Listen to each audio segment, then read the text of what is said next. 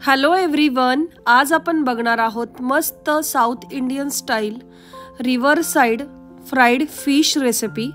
तर हे फिश बनविण्यासाठी सगळ्यात आधी इथे मी फिश घेतला आहे। माशाचे 1 किलो असे पीस करून घेतले आहेत।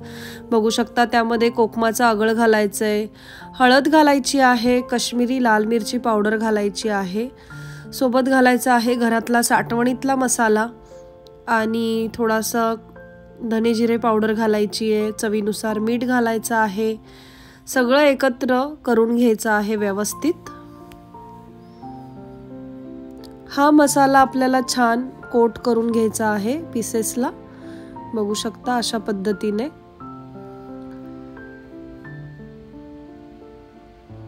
तुम्ही ह्या फिशच्या जागी दुसरा देखील फिश वापरू शकता। इथे मी थोडंसं 1 टेबलस्पून अजून पाणी घालते आहे, कारण की मसाला छान लागतो मग फिशला व्यवस्थित।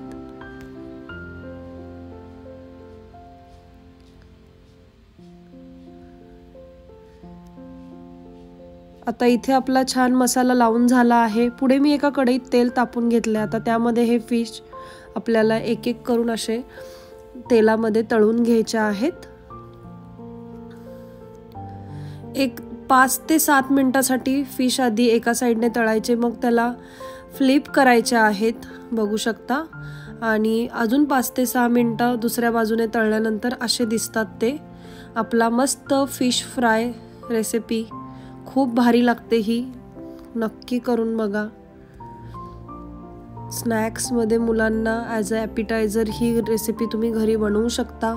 मुलं पण खूप आवडीने खातात, सगळेच म्हणजे आवडीने खातात, सगळ्यांनाच आवडते। आणि आता आपल्याला मी सगळे पीस तळून घेतले आहेत। आता त्याच तेलामध्ये मी थोडी कढीपत्त्याची पाने घातली आहेत आणि ही आता आपल्याला ह्या फिशवर घालायची आहे। वरून आता आपल्याला थोडीसा घालायचा आहे, मी मीठ आणि मिरची पावडर अशी मिक्स करून घेतली होती, ती वरून घातली आहे। खूप टेस्टी होतात।